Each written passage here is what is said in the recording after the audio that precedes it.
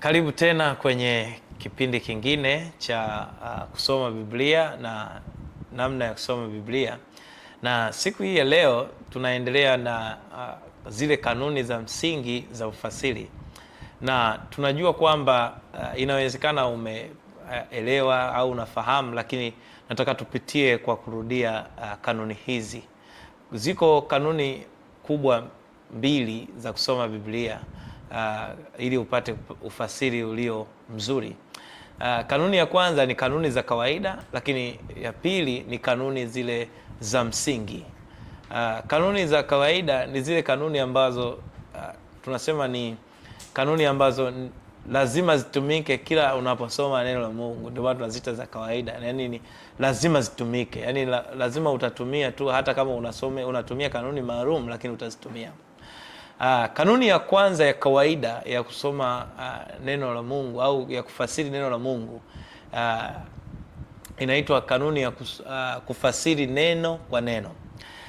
Kwa nini tunafasiri neno kwa neno? Ni nini?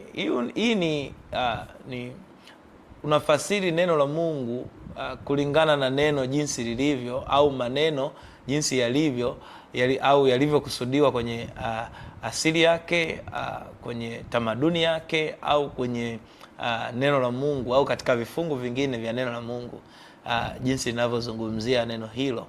Kwa hiyo ni moja kati ya sehemu ya msingi sana ambayo tunatumia kusoma Biblia. Na maana yake ni kama unayachukua maneno kama yalivyo. Kwa mfano, unaposoma Mwanzo 2:7 inasema Mungu alimuumba mwanadamu kutoka katika mavumbi ya ardhi. Na kwa hiyo tunasema katika mavumbi ya ardhi. Hiyo huwezi kusema mavumbi ya ardhi ni nini au ni kitu gani. Hiyo unaichukua moja kwa moja jinsi ilivyo. Kwa hiyo katika kufanya kufasiri neno kwa neno, kuna aina mbili za ufasiri wa neno kwa neno. Aina ya kwanza tunasema ni kwa kuangalia ukweli ulio wazi. Kwa mfano, hiyo tumeona Mwanzo 2:7 kwamba Mungu alimuumba mwanadamu kutoka katika mavumbi ya ardhi. Hiyo ndivyo ilivyo. Lakini pia tunaweza kutumia ukweli uliofichika au uliofumbwa.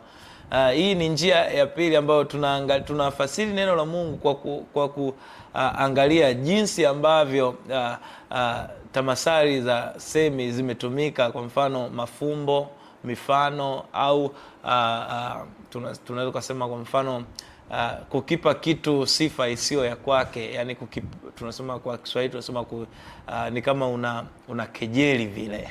Kwa hiyo tutaangalia hayo mambo kama kejeli na nini, lakini zote zilikuwa zina lengo la kupeleka ujumbe mmoja uliokusudiwa kulingana na muktadha uliopo. Kwa hiyo kuna mambo ya msingi ya kuzingatia tunapotafuta kweli hizi, tunapotafuta ukweli wa neno la Mungu kupitia sehemu hizi mbili za ukweli ulio wazi au ukweli uliofichika. Jambo la kwanza, tunaangalia kifungu cha maandiko kulingana na muktadha wake, lakini pia tunaangalia jinsi ambavyo imeandikwa kwenye sehemu nyingine za neno la Mungu, lakini pia tunaangalia maana ya msingi ya neno husika. Hiyo ni mambo ya msingi sana ya kuzingatia, lakini vitu vinavyoweza kusaidia kupata ukweli wakati unafasiri neno kwa neno, unaweza kuangalia kwanza utangulizi katika kila kitabu, kwa sababu zipo Biblia ambazo ukiziangalia mwanzoni mwake zina utangulizi.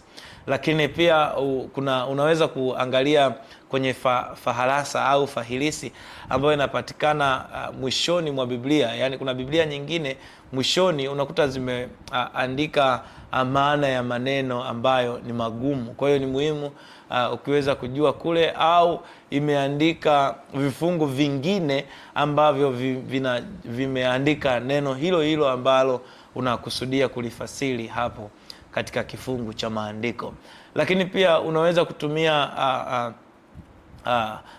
kulingana na maada. Unaweza kuangalia utafsiri kulingana na maada fulani ambazo ni za kisiolojia, au kaangalia kulingana na jinsi ambavyo maneno hayo yanatumika katika uasilia wake. Kwa hiyo ni muhimu sana kujua jambo kama hilo, kwa sababu itakusaidia kujua kwa undani zaidi kuhusu kufasiri neno kwa neno. Kwa hiyo katika kanuni hii ya msingi kabisa ya kufasiri neno kwa neno, ni muhimu sana kujua kwamba tunafasiri neno kwa neno kulingana na jinsi maana ya neno lenyewe lilivyo, au kulingana na neno jingine ambalo linasema kama hivyo hivyo. Kwa hiyo kumbuka mambo ya msingi kwamba tunatafuta ukweli ulio wazi, tunatafuta ukweli uliofichika. Ukweli ulio wazi tunaangalia maana ya moja kwa moja inayoonekana, lakini ukweli uliofichika tunaangalia jinsi lugha ilivyotumika ya mafumbo. Mfano sijatoa hapo, lakini mfano wake mmoja ni ule wa Yeremia 17 mstari ule wa kwanza, sema dhambi ya Yuda imeandikwa kwa kalamu ya chuma. Au kwenye kitabu kile cha Luka 13 mstari wa 31 hadi ule wa 32 kwamba Herode amezungumziwa kama mbweha. Kwa hiyo ni kweli Herode ni mbweha au kweli dhambi ya Yuda imeandikwa kwa kalamu ya chuma? Kweli kuna kalamu ya chuma? Kwa hiyo ni moja kati ya mambo ya msingi ambayo unaweza kujua kwamba okay, huu ulikuwa ni mafumbo fulani ambayo mwandishi alikuwa anakusudia sisi tuweze kuelewa, lakini jamii ile iliyosikiliza kwa kipindi kile ilielewa kabisa kwa maana ile ambayo imeandikwa hapo. Kwa hiyo Mungu atusaidie, na karibu sana tena kwenye kanuni ya pili ambayo tutaizungumzia pia kwenye kipindi kijacho cha usomaji wa Biblia, ili kugundua kweli au kusoma neno la Mungu ili kupata ukweli uliofichika katika maandiko matakatifu. Asante sana. Endelea kutufuatilia kupitia kurasa zetu za 100fold Publishing, Facebook, WhatsApp na hata kule kwenye TikTok. Lakini pia kupitia website yetu unaweza kuendelea kufuatia makala mbalimbali katika website yetu ya 100foldpublishing.com. Asante sana.